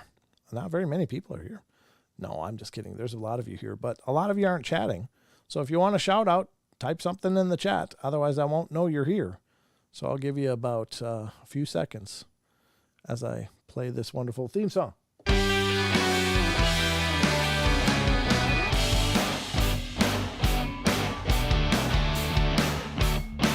All right, let's see who's here. All right, let's see. We've got Aaron Heisner's here. Elaine Clifford is here. Ghost Magnet 81 is here. Oh, more names are popping in. Digger Dog just popped in. Elaine Clifford, Ghost Magnet, Jake Fortes, JC Ohio, Lily Pond, Maggie is here. Ethan N just came in. How you doing, Ethan? Good to see you. Opal Demetria. Good to see you. Maggie M10. I'm here. Rachel gets it right. Ruger Ridge, the Pharmacy Seeds Network is here. Of course, he just called in. The fourth caller is here. Wonder Woman and Steve Humphrey. How you doing, Steve? That's a new name. Good to have you here. Thanks for coming in. How did you get your name with emojis? That's really cool. Steve, you're holding out, brother. You got to let us know. I like that. It's got a ghost emoji and an alien head emoji. So that was shout-outs, ladies and gentlemen. How'd you like the theme music? Came with my board, so I can't take any credit for it. Oh, did someone else come in? I don't know if I missed somebody. Alicia Hughes. How you doing, Alicia? Good to see ya. Alicia's just back. How come I didn't get that? I want to do live chat. Where'd my chat go? There it is. Came back. All right. So, let's see. You know what, folks? I actually have to use the loo. So let's take a quick break. I'm going to replay that new intro that I made for the show. I'm sorry. I don't mean to do that over and over, but you've seen the other break videos a million times. This is brand new. So if you didn't see it at the show opener or at the beginning part of the show, you can see it now, and I'm going to go to the restroom quick. So I'll be right back. Buckle up. It's about to get spooky.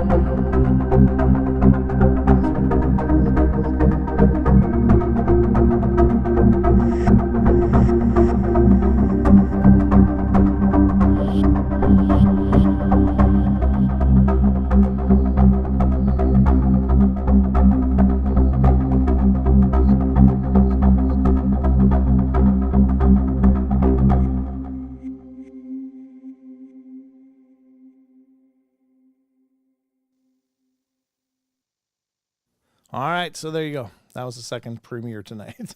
So, all right. All right, what was I missing here? Okay, I feel better now, by the way. Thanks for letting me sneak off to the bathroom quick. And thank you, Maggie. Appreciate the second the second thing. But I'm just looking at the chat. Anything I missed while I was gone? No. Steve Humphrey. Hey, Steve, you still got to tell me how you get those emojis on your name. That's really cool. Nice to see you. It seems like your name is familiar too. Do I know you, Steve? Have you been here before? Sorry if you have. I apologize. Good to see you, Blue Cruise. You came in. Good to see you. All right. Looking to see if I missed anything else. Okay. Looks like we're good. So I got another article here that's kind of interesting, and this is something that I've heard about over the years to some degree, because, of course, there's a lot of mysteries surrounding the pre-Mayan, pre-Aztec periods in Central and South America.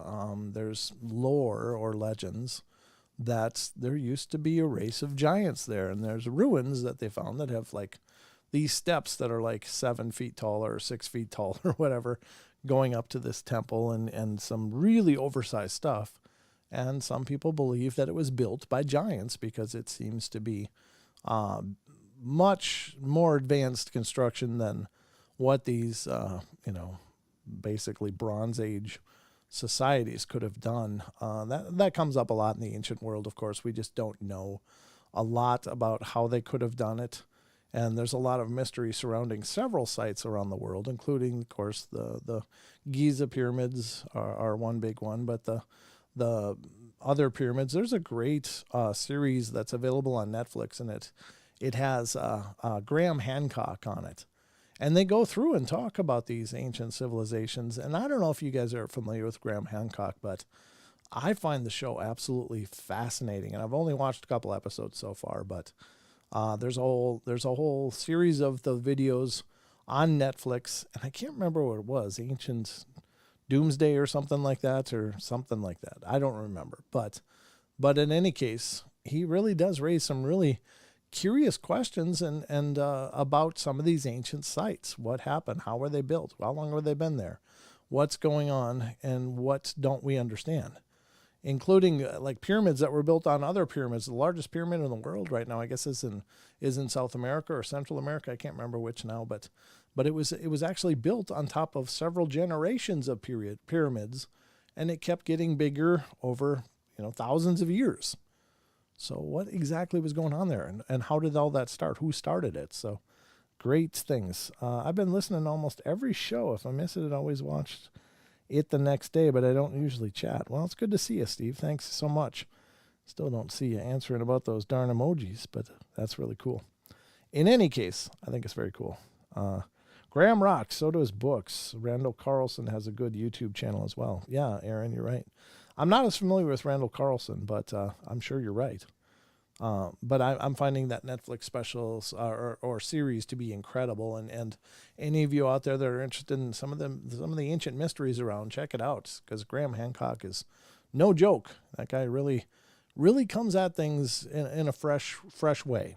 I'm not claiming he's right about any of it. I just don't know enough to know, but he does raise some questions that seem to fly in the face of conventional archaeology. And again, here's the problem I have with the sciences in a nutshell. And basically the sciences, they don't start at a neutral place. Ever since they've become this authority, they don't start from a position of neutrality. They're always starting from a position of bias. And because they think that they have things explained and understood, and then when new things come up or new questions or new layers to the puzzle, they don't start again from a neutrality. They start from a bias. And their bias is their previous assumptions or assertions about what happened. And I think that is a really bad thing. I think that ultimately that only hinders the scientist's ability to objectively examine what they are looking at, because they are starting from a place of bias. So you basically have to disprove the established biases before you can introduce new evidence for consideration. And that's an incredible hubris, and that's an incredible problem, because we just don't know. They just don't know too. But they've established themselves as the authorities. You know, I for instance, I like Neil deGrasse Tyson. I really do. But I've seen him on Joe Rogan and I've seen him on other shows being interviewed. And he doesn't start from a place of neutrality. He starts from a place of his established scientific mentality, you know, and it's established what they believe, how they believe what they believe. And there isn't, it's very concrete. It's very rigid. And again, I think that therein lies a huge problem, because if science doesn't start from a place of neutrality, then how can they objectively examine anything? Because they already have their assumptions. They already have their prejudice for conclusion. And so how can they objectively introduce new discovery into that formula without already twisting it to their own narrative? So Steve Humphrey says, I think you have to type the text like for a smile. Oh, okay. All right. Very cool. Thanks, Steve. I appreciate that. Maybe you're right. Maybe you are right. I guess it works for names too. I never would have thought that. All right. So anyway, the article that I want to dive into now is also from, it's from a site called alienstar.net. And granted, I don't know a lot about this site. I don't know, whether they're coming from a place of prejudice either. That, the inverse is also true, that of course believers start from a place of prejudice as well. But I think honestly, for us all to look at these things objectively, we have to look at it from a place of neutrality and removed from bias, and you see it represented all the time in things like blob squatches and stuff. There is a bias to see something. And I'm not saying nothing's there. I'm not saying that at all. What I'm saying is when you start from that point, of course you're going to see things there. And when somebody else starts at the point that there isn't a Sasquatch, they're not going to see something there. And so it's not just a one-way street. I'm not only chastising just scientists, but I'm just speaking specifically of my problem with that. Now, is it possible to start from a place of absolute neutrality in any of this? Maybe not, because all we have is our own personal experiences to progress forward in understanding. We have to start from the basis of what we know, where we've been, what we've seen, what we've experienced. So all of my future experiences are going to be painted in that color, or in those colors, because I have a foundation of experience. And when I look at something unexplained, certainly I'm looking through my catalog of the other things that I've experienced and other things I've read and seem to believe in. And that also does paint my expectations. So just some thoughts. Again, I don't mean to be preachy, but I just wanted to put it out there. I have nothing but the utmost respect for people that are trying to understand the world around us, whether it be scientifically, whether it be philosophically, whether it be spiritually, whether it be humanitarianly, if that's a word, whatever ways, esoterically. I have respect for that, because this is the quest we're all on, is to understand what is this, why are we here, where are we going, what is the purpose, what's it all for? But I think, again, we have to find a neutrality. So this is pre-Hispanic giant people that inhabited Mexico, the Kinametsin. And I'm, just spitballing that pronunciation. This is from November 21st, 2020. It says, who's it written by? Do I know? I don't know. But again, this is from alienstar.net. So check out that site. They've got a ton of articles. In case you didn't know already, the Kinametsin are commonly referred to as the giants from Mesoamerica and Mexico that reigned over the lands in archaic times. They're a part of the Aztec and Mesoamerican mythos and are, as most Spanish chronicles mention them and their existence on multiple occasions. They were said to be over 10 feet tall each, with each of them weighing in at over 600 pounds for the most part. Well, if they're 10 feet tall and only 600 pounds, they're pretty skinny. Having reigned during the era of the fourth sun, they are said to have been the original builders of the Teotihuacan Pyramid and the Great Pyramid of Cholula. According to the mythos, they were originally created by the gods in the age of the fourth sun, more specifically by Atl Tuantui, I guess. I don't know. You can find them as essentially the main antagonists from the Rios Codex or the Vatican Codex, which showcases Codex A, which showcases the Toltec Chichimeca people going up against them and even actually managing to capture one of them. The one that was captured here is known as Kinametzen. The original texts also tell us that the ancient Aztec gods brought forth the universal flood so as to exterminate them altogether. It's interesting that that's very, very similar to the Christian, or at least the Abrahamic versions of that. They are also mentioned in the Fiar Diego Duran that showcase their presence in the Puebla Tlaxcala. In this series, the giants are said to have fought with the Cholultecs. They were fierce warriors that would destroy everything in their paths, which is why they needed to be taken down by the ancient god Aztec gods. And that's all of it. Wow. Okay, well, there they are. So were there giants in Mesoamerica? I don't know. The ruins seem to suggest a possibility. Certainly the size and scale of the structures that were built seems to be beyond a Stone Age or Bronze Age type of civilization.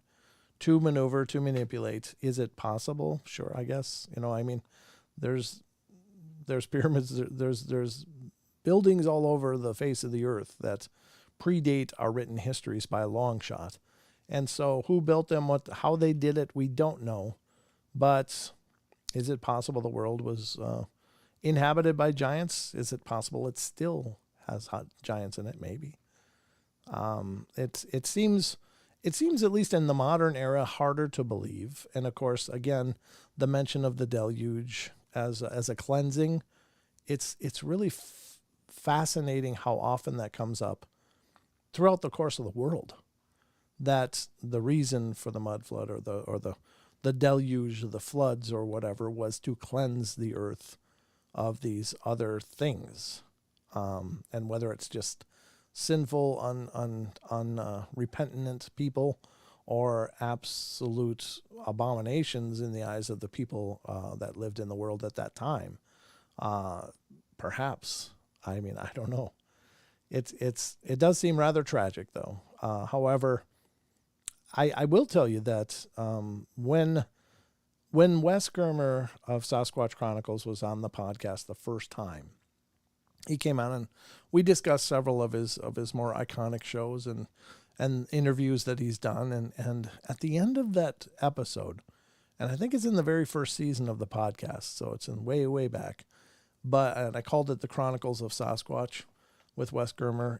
If you listen to that, on the tail end of that show, Wes goes into a story that he'd never shared, at least publicly, about, I don't think he had ever. Maybe he had, but it was something that he didn't speak of very lightly. But it was a time that he talked to a older retired colonel, and he spoke about his experiences in yes, it's working. His experience in Vietnam.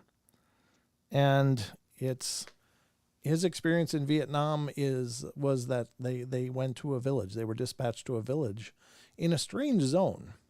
And I'm just paraphrasing the whole story. But when they got there, they weren't really sure what was going on, but they were told to go investigate these weird happenings. And it was him and a crew of people, including a tank, that went up to this remote village in apparently a no-go zone. It was a no-go zone where all of both the North Vietnamese and the Americans were never there. They were never supposed to be there. They were told not to go up in there for any reason. Well, this retired colonel was dispatched up there with his team or a team, and when they got there, they arrived, and there were two enormous beings, and they were eating the inhabitants. They were running through this village. These enormous beings were well north of like 10 feet tall or thereabouts, and were running around grabbing people and basically biting them in half. And I will let you go back and listen to that episode, but let me just tell you, it's if that is indeed a true story, that's absolutely horrifying. Absolutely horrifying. Now, there is kind of a tragedy. Let's say there are still perhaps giants wandering the earth. There is kind of a tragedy in the fact that if there are some out there, there's very few. And they may be the last remnants of what was once maybe a very prolific ancient race. And of course, we've all heard of the giant at Kandahar and of course the caves in the American Southwest where the Apaches, I think, burned out a group of giants that were basically cannibalizing the Apaches. And so they went and burned them out. They trapped them in a cave and started fires until they were asphyxiated inside. But you think about that, and of course, yeah, if there's 10, 12, 15 feet tall, beings running around that are, chewing on people, that's horrible. That is absolutely just horrible. And obviously it's not something that's probably should be left alone, but at the same time, what about when they're all gone?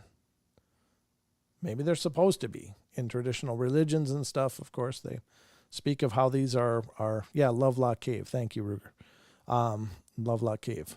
And according to a lot of religious traditions, these were maybe the Nephilim or some other abomination that was created and needed to be purged and was attempted to be purged during the floods. But in any case,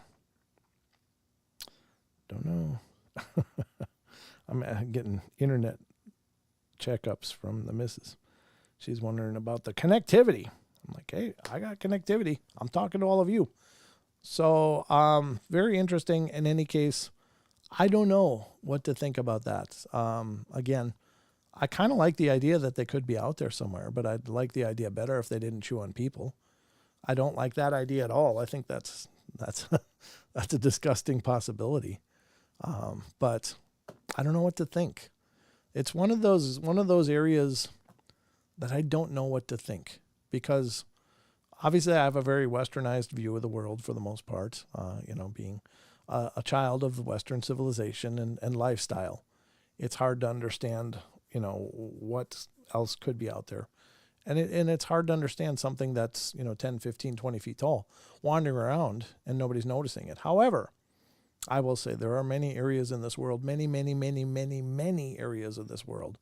We have an idea that we're everywhere, but we're not. We're in our lanes. We're in these lanes that are bridged by highways and city walls and manicured lawns and stuff. But there's a whole vast and enormous wild world around us that there's many places in this world where people have probably never set foot. So it's not very hard to believe. And when you walk through the forests of the Pacific Northwest, and mostly up here, because I grew up in the Midwestern forests. So, yeah, I mean, things still stick out, even though you're surrounded by hardwood trees. But up here, it's all conifers, and it's like a blanket of blackness around you. It's almost like nighttime during the broad daylight if you're in the deep woods. Even, up here in the mountains, it just gets dark. And it's hard to see 5 feet away from you in many places. So you could hide a T-Rex about 10 feet away and you'd never know it was there. That's just how dense these forests get. And of course there's jungles, and of course there's, caves, and there's rough places where people just can't go without extraordinary means and preparation. So I don't know. Is it possible? Yeah, I guess it's possible. Don't know what to do with it. Do I believe they were here? For sure. I think there seems to be plenty of evidence to suggest that there were these large beings that once inhabited the earth. Do they still? Maybe they do. I don't know. It's hard to conceptualize, but I don't ever rule anything out. I mean, I can't claim to be smart enough or knowledgeable enough to say, no, that can't exist anymore. Anything can exist.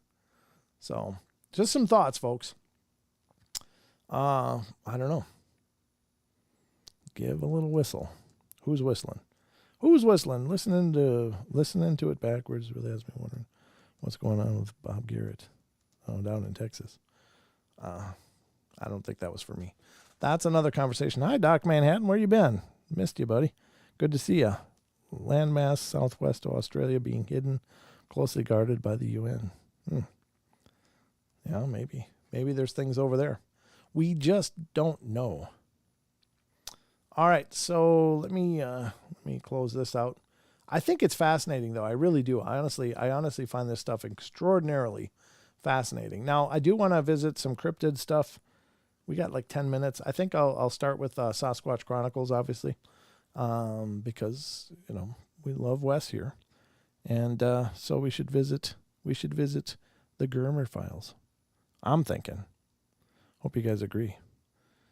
Let me look. I'm looking for the button. I don't have it chained to a button right now. Where the hell is it? My God, I got stuff all over the place. Here we go.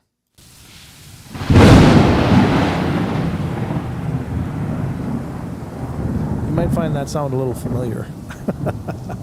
I used it in the video as well. There we go. Let's go to the Germer files, folks. All right, so here we are at SasquatchChronicles.com. Again, phenomenal site. Not only a phenomenal podcast, the best one out there, in my own opinion. Even my own shows. I love my own shows, but there's only one Sasquatch Chronicles.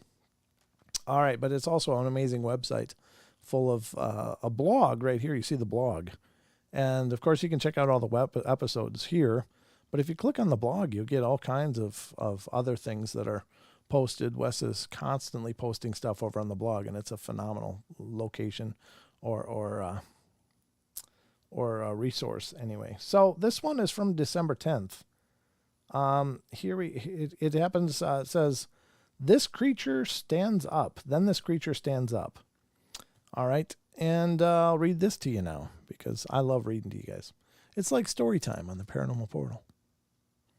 All right, a listener writes, "I had an encounter back in September on the Buffalo River here in Arkansas. I was hiking on the Buffalo, and there's a trail. I was by myself. I'm sorry if the punctuation sucks, but I had decided that I was going to go hike this bluff trail, also known as the Goat Trail.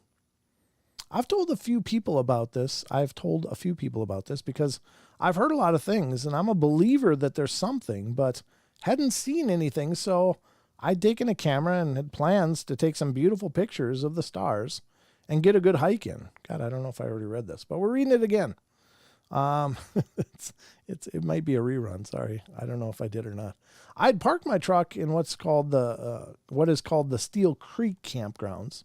And I had previously hiked this with my son. So I also knew the trail. It went through the river multiple times. I got about a mile in on my second creek crossing. I took some pictures of the water in the bluff. It's about 7:45 or 8 a.m. And I also have my camera on and start to hike back in the tall grass and trees. I get maybe 30 feet off the river, and to my right, I hear a sigh-like grunt, like a sigh grunt. Okay, like that maybe. Then this creature stands up, and I can't see it, but it turns away from me, moving the trees, and I see the back of the head and an extremely large hand. Luke, it says Luke. Large hand Luke? I don't know. Brushes a tree branch out of his way, moving away from me, but moving everything like large trees on each side, and I couldn't see it and was frozen. Only reason I didn't pee myself is as I had peed before starting the hike. Yeah, that'll make you do it. Good thing you emptied your bladder first. I then was like, I can continue the hike or stop either way. I'm freaked out, so let's just finish what I came here for. But I decided I'm just going to be as loud as I can as I hiked, and was talking to myself like, the hell did I just see? I hiked up the bluff, and I hiked up there to get there. There was others there, but didn't really talk to them, but took pictures. Then go to hike back to the truck on my way back. This is about 2 or 3 hours later now, and I get to the same area again by myself. I hear a large tree being broken towards the area that it had went, and I look, and the trees are moving that way, but not towards me, but just shaking. So I grabbed my phone and started recording all of this, and it all stopped. I also was being very vocal about what I was doing because I was unarmed and scared, honestly, but I walked very quickly back to the truck. I have a couple other occasions that I've heard tree knocks and howling because I overload camp, and I also saw what looked like a footprint, then beside it looked like a scuffle and something being dragged into the woods. Huh.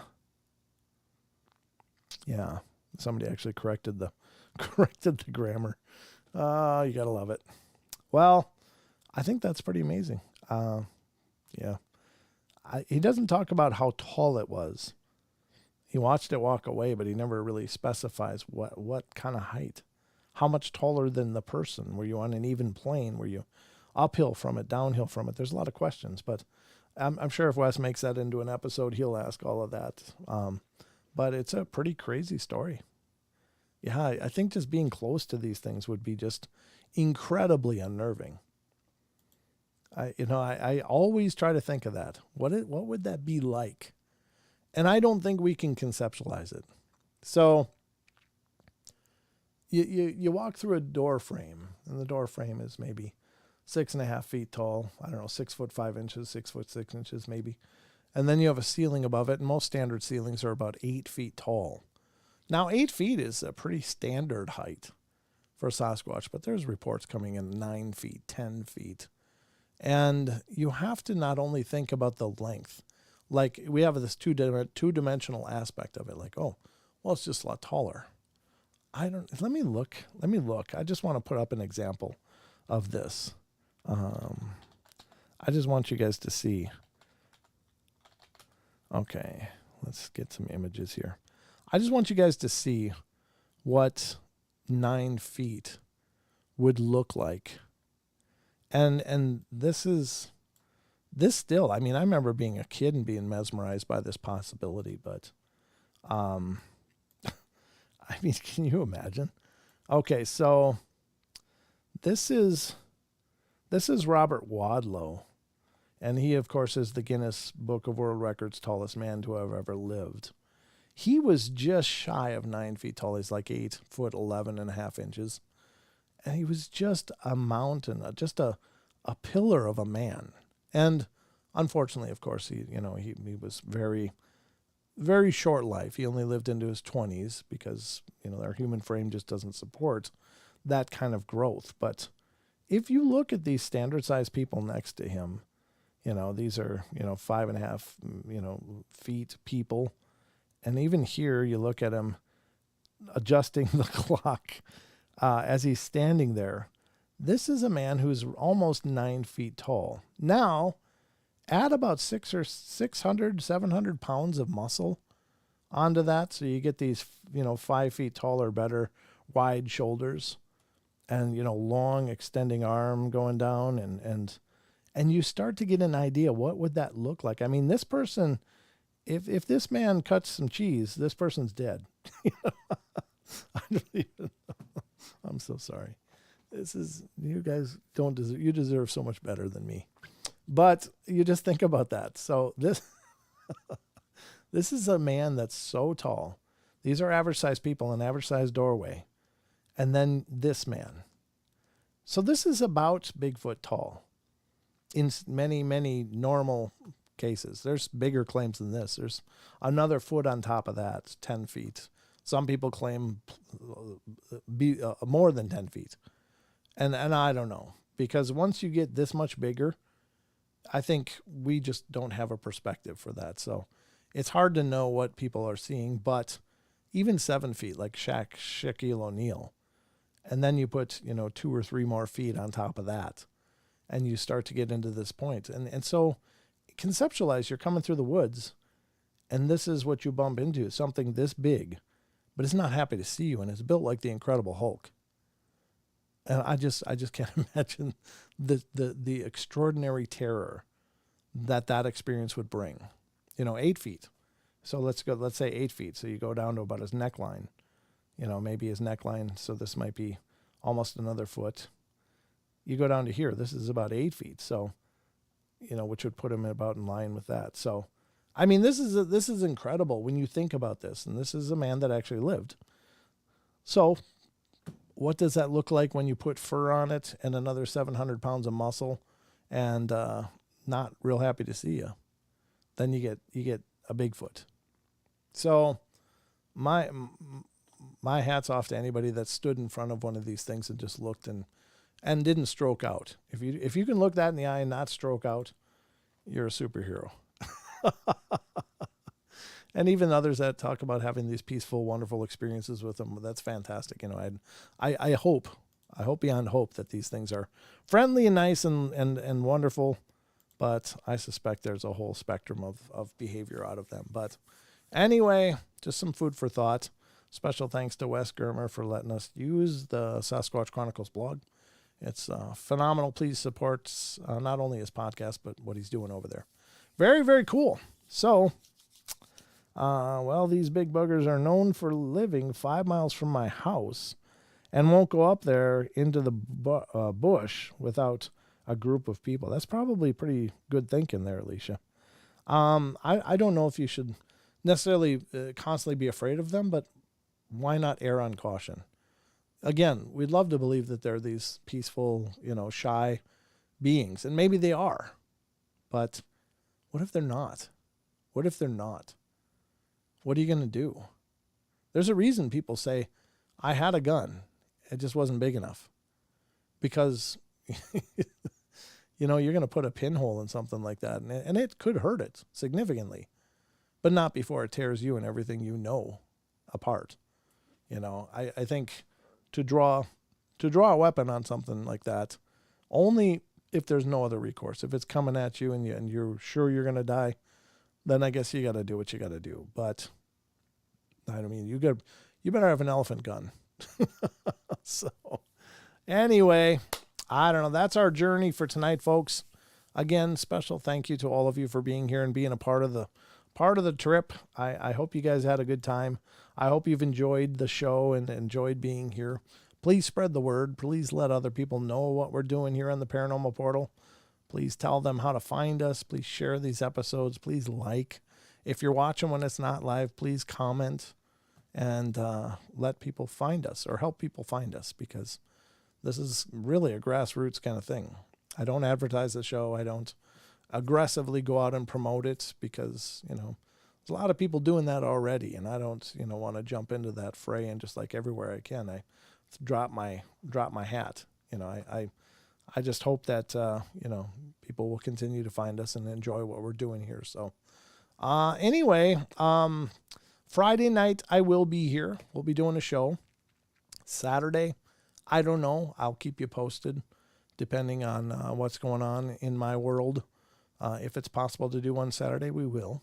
But if it's not possible, then just buckle up, because I'll live stream through the next week when I have opportunities. But I got a lot of things going on, so I'll fill you in when I can.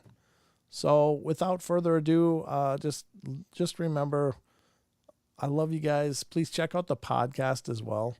The podcast is our audio only show. It's where I interview a lot of experiencers and celebrities and such. So you can check it out on any of the major platforms: iTunes, iHeartRadio, Spotify, Pandora, Google Play, Stitcher, Castbox, and a ton of other sites. So wherever you find your podcasts, basically wherever you find Sasquatch Chronicles, just look for Paranormal Portal, and we should be there. And if you find a podcasting platform where we're not, let me know. I'll do what I can to get us there too. So, and if any of you have experiences and wouldn't mind being a guest on the podcast, reach out to me. You can email me at paranormalportalradio@gmail.com. I'm always looking for new guests. If you've got experiences and wouldn't mind sharing them, I'd love to talk to you. So just food for thought.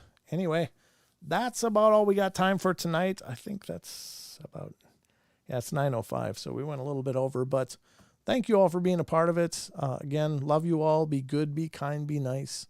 Take care of each other. Help each other out. Find the magic in every day, and remember to laugh as much as you can. And I'll be back on Friday night, just you and me again. So hope you guys will join me. But until then, have a great rest of your week. All right, we'll see you.